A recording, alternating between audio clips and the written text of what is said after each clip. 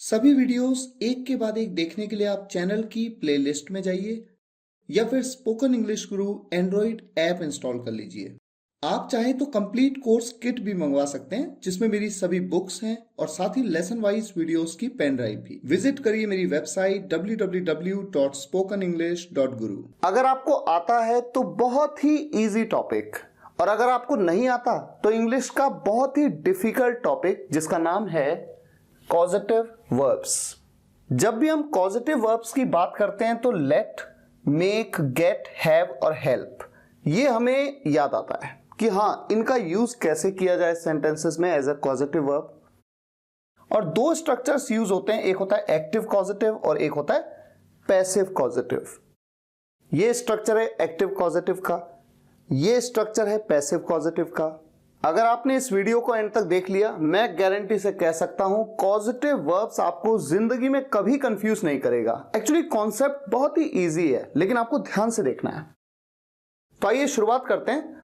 सबसे पहले active causative की बात करेंगे। Number 1 active causative. कैसे सेंटेंस होते हैं? To dot dot dot dot someone to do something, और यहां पर डॉट डॉट डॉट डॉट में इनमें से कोई भी आ सकता है। अब जरा सोचिए एक के बाद एक। To force someone to do something, किसी को फोर्स करना कुछ करने के लिए। To convince someone to do something, किसी को कन्विंस करना यानी मनाना कुछ करने के लिए। ऐसे केसेस में कॉजेटिव वर्ब्स का यूज होगा। To allow someone to do something, किसी को अलाउ करना यानी परमिशन देना, आज्ञा देना, to do something. To assign someone to do something, किसी को असाइन करना कुछ करने के लिए। असाइन करना मतलब जैसे हम किसी को कोई टास्क दे देते हैं, ये आपका काम है, आपको ये करना है। तो किसी को कोई जिम्मेदारी देना, रिस्पॉन्सिबिलिटी देना, टू डू समथिंग। और आखिरी क्या है? To help someone to do something, किसी की मदद करना कुछ करने के लिए। स्ट्रक्चर है ये। सबसे पहले आएगा सब्जेक्ट, उसके बाद आएगी कॉजेटिव वर्ब, इनमें से कोई एक, उसके बाद पर्सन, जिस भी व्यक्ति ने करना है किसी काम को, जो काम करना है वो है ये वर्ब। और पर्सन मतलब जैसे कि विवेक को हमने कोई काम करने के लिए बोला तो विवेक आ जाएगा, राहुल को बोला तो राहुल आ जाएगा, मुझे बोला तो मी आ जाएगा, आपको बोला तो यू आ जाएगा, उसे बोला, कोई लड़का है उसे बोला तो हिम आ जाएगा, कोई लड़की है तो हर आ जाएगा। और उसके बाद सेंटेंस का बाकी का ऑब्जेक्टिव पार्ट। और हमेशा ध्यान रहे, यहां पर ऐसे सेंटेंसेस में जो हमारा मेन सब्जेक्ट है वो काम को नहीं कर रहा है, बल्कि वो क्या कर रहा है? वो इस व्यक्ति से इस काम को करवा रहा है। और जो वो काम करवा रहा है उसकी कौन सी फॉर्म आएगी, ये भी इंपॉर्टेंट है। जब किसी को हम अलाउ करेंगे, आज्ञा देंगे यानी परमिशन देंगे, ऐसे में पॉजिटिव वर्ब लेट का यूज होगा इस सेंटेंस स्ट्रक्चर में।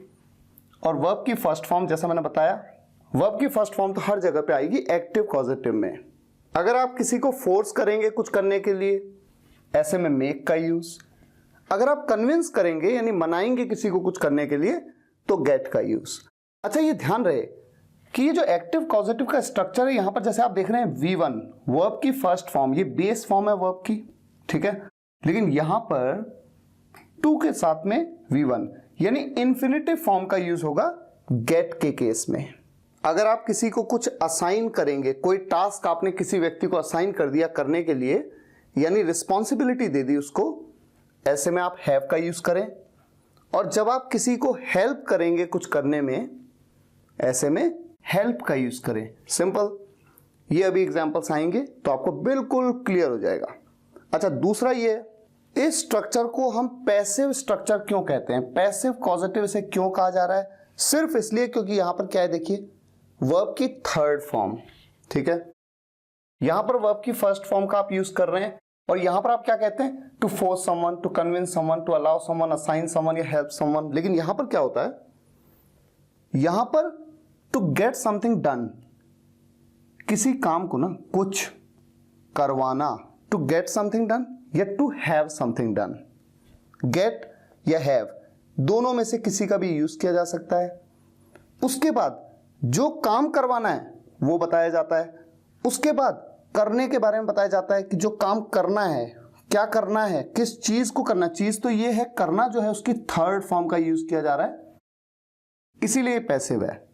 और बाय पर्सन किसके द्वारा, किसी के द्वारा तो करा जाएगा ना किसी काम को, उसके बारे में बता भी सकते हैं उस सेंटेंस में, नहीं भी बता सकते हैं, इसीलिए ब्रैकेट का यूज किया गया है। अभी एग्जाम्पल्स आएंगे तो सब क्लियर होने वाला है। तो चलिए शुरुआत करते हैं एक एक करके एग्जाम्पल्स के साथ। सबसे पहले लेट से। जैसा कि मैंने आपसे कहा कि लेट का use to allow someone to do something, किसी को कोई काम करने देना, यानी उस व्यक्ति को परमिट कर देना, करने के लिए परमिशन दे देना। इसका स्ट्रक्चर है सबसे पहले सब्जेक्ट, उसके बाद लेट का यूज होगा। लेट का यूज जिस भी टेंस में वो सेंटेंस है उस टेंस के हिसाब से लेट का यूज होगा। उसके बाद पर्सन, उसके बाद वर्ब की फर्स्ट फॉर्म और उसके बाद ऑब्जेक्टिव पार्ट। और लेट के बारे में आप ऑलरेडी जानते भी हैं क्योंकि लेट के वीडियो लेक्चर में मैंने लेट को डिटेल में कवर किया है। एग्जाम्पल देखिए, वो मुझे घर जाने देता है, यानी कि वो मुझे कोई काम करने देता है। और चूंकि ये सेंटेंस प्रेजेंट इंडेफिनिट टेंस में है, he lets me go home. और अगर यही सेंटेंस नेगेटिव हो, वो मुझे घर नहीं जाने देता है। मैंने आपको लेट के वीडियो लेक्चर में बताया दो तरीके से इस सेंटेंस को बनाया जा सकता है। या तो हम कह सकते हैं he doesn't let me go home, और दूसरा तरीका ये हो सकता है he lets me not go home. मेरे भाई ने कल मुझे अपना मोबाइल लेने दिया। यहां पर सब्जेक्ट है मेरा भाई और वो मुझे क्या काम करने देता है, अपना मोबाइल लेने देता है। तो बिल्कुल वही बात है ना, किसी को कोई काम करने देना। और ये सेंटेंस पास्ट इंडेफिनिट टेंस में है, तो इस सेंटेंस को हम बना लेंगे my brother let me take his mobile yesterday. यहां पर लेट की सेकेंड फॉर्म का यूज किया गया। और आप जानते हैं लेट की सभी फॉर्म्स लेट होती हैं, लेट लेट लेट। अब हम अगली कॉजेटिव वर्ब पे मूव करते हैं, मेक, किसी से करवाना। जैसे मैंने आपको बताया to force someone to do something, किसी को फोर्स करना कुछ करने के लिए। सेंटेंस स्ट्रक्चर है सब्जेक्ट प्लस मेक और उसके बाद पर्सन आएगा, उसके बाद वर्ब की फर्स्ट फॉर्म और फिर ऑब्जेक्टिव पार्ट। यहां पर भी मेक का यूज जिस भी टेंस में वो सेंटेंस है, प्रेजेंट में, पास्ट में, फ्यूचर में, उसी के अकॉर्डिंग यहां पर फॉर्म लगेगी। एग्जाम्पल नंबर 1, मैंने विवेक को क्लासरूम में भिजवाया। I made Vivek go back to the classroom. यहां पर मैं क्लासरूम में नहीं गया बल्कि विवेक गया, तो विवेक को मैंने भिजवाया। मेरी मम्मी रोज मुझसे खाना बनवाती है। मेरी मम्मी रोज मुझसे खाना बनवाती है। My mom makes me cook food every day. My mom makes me cook food every day. तो खाना बनाने का काम, जो कुक करने का काम है, वो मेरी मम्मी नहीं करती बल्कि कौन करता है, मैं करता हूं। तुम मुझसे अपना होमवर्क लिखवा रहे हो। You are making me write your homework. You are making me write your homework. ये प्रेजेंट कंटिन्यूअस टेंस का सेंटेंस है, इसलिए यहां पर is am are का यूज होगा और उसके बाद make की ing फॉर्म। अगला सेंटेंस, मैंने अमन को भिजवाया।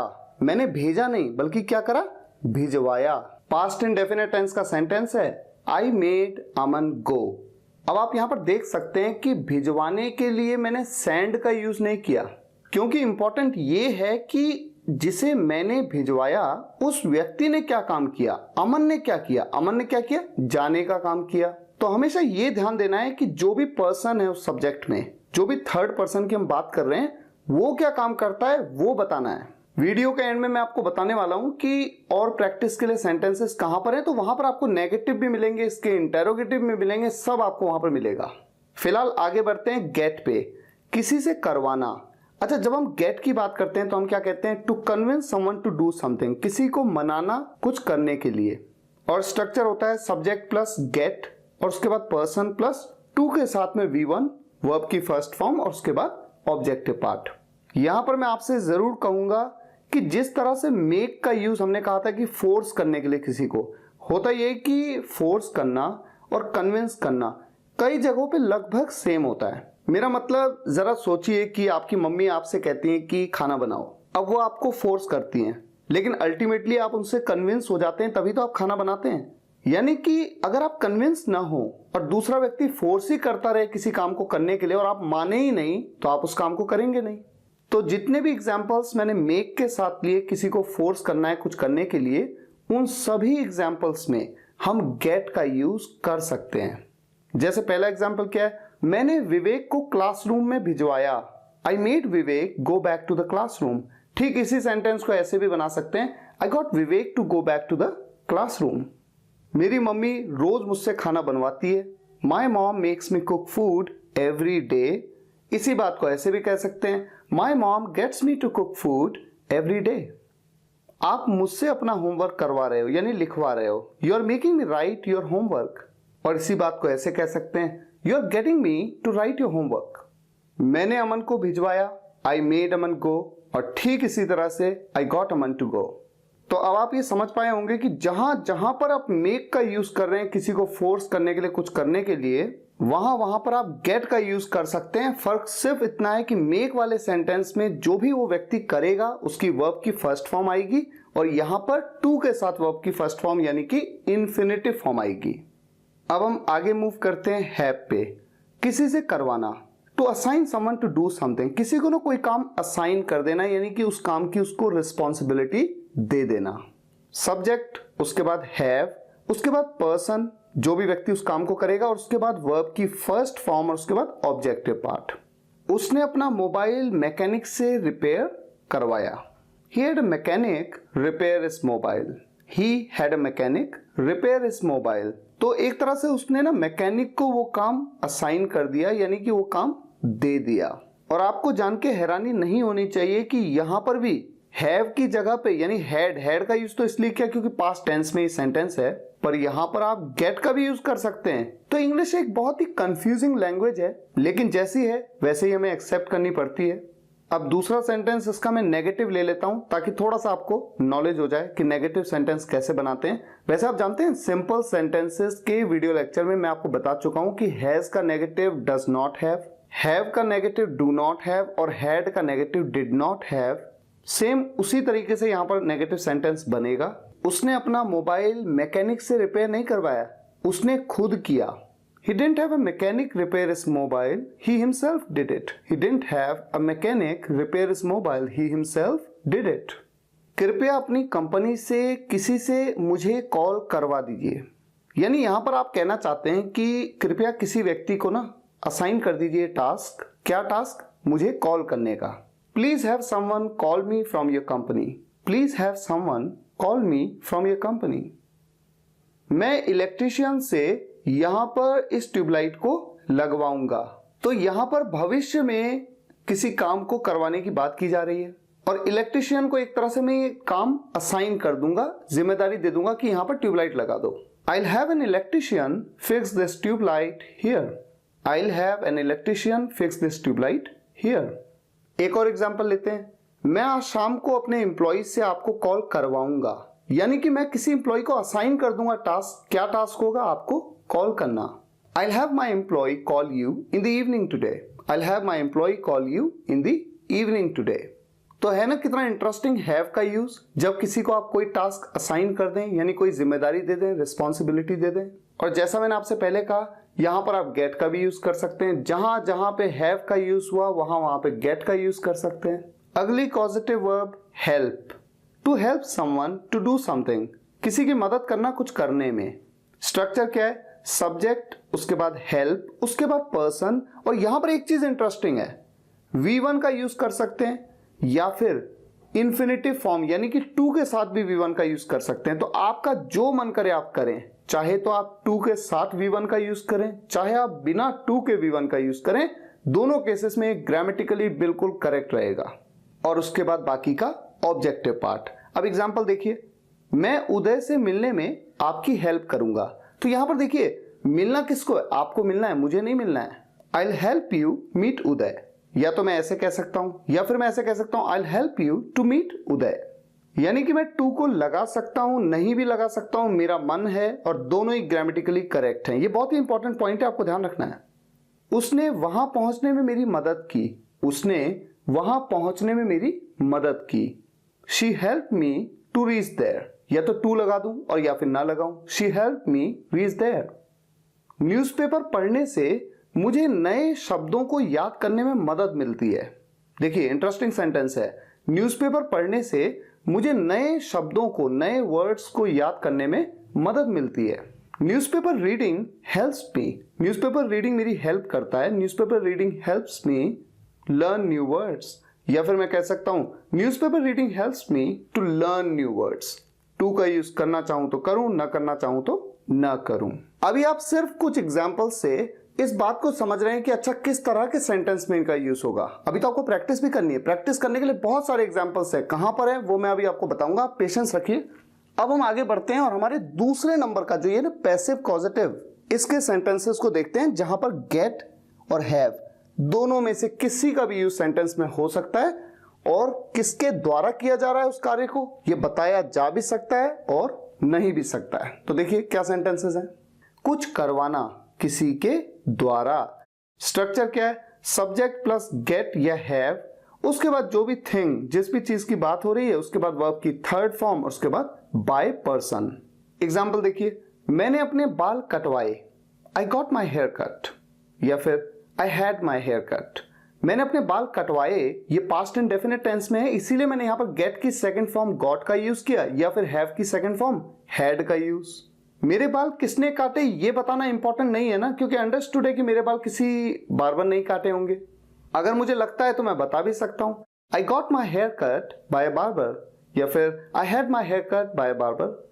अगला सेंटेंस, उसने मुझसे एक पत्र लिखवाया, he got a letter written by me, या फिर he had a letter written by me। अच्छा, इसी सेंटेंस को एक्टिव कॉजेटिव में मेक के साथ भी तो बना सकते हैं। he made me write a letter, he made me write a letter। अगला सेंटेंस, मेरी बहन ने टीवी रिपेयर करवाया, my sister got the TV repaired, या फिर my sister had the TV repaired। वो कल अपना घर पेंट करवाएगा, वो कल अपना घर पेंट करवाएगा यानी कि किसी काम को करवाएगा। सेंटेंस फ्यूचर इंडेफिनिट टेंस में, he'll get his house painted tomorrow, या फिर he'll have his house painted tomorrow। अब आपको करनी है प्रैक्टिस। प्रैक्टिस करने के लिए आप जाइए spokenenglish.guru मेरी वेबसाइट पे, वहां पर एक आर्टिकल है पॉजिटिव वर्ब्स पे आप क्लिक करिए। आपको बहुत सारे एग्जाम्पल्स मिलेंगे हिंदी में, इंग्लिश में। आप उन्हें देखिए, समझिए, प्रैक्टिस करिए, इससे आपकी पकड़ इस टॉपिक पे और मजबूत हो जाएगी। अब आपसे मेरी एक रिक्वेस्ट है, वीडियो को लाइक जरूर करिए और इस वीडियो के कमेंट्स में जरा लिख के बताइए कि आपको ये टॉपिक समझ में आया या नहीं समझ में आया, या क्या कंफ्यूजन अभी भी आपके मन में है। और कम से कम एक व्हाट्सएप या फेसबुक ग्रुप में आप वीडियो को शेयर जरूर करिएगा।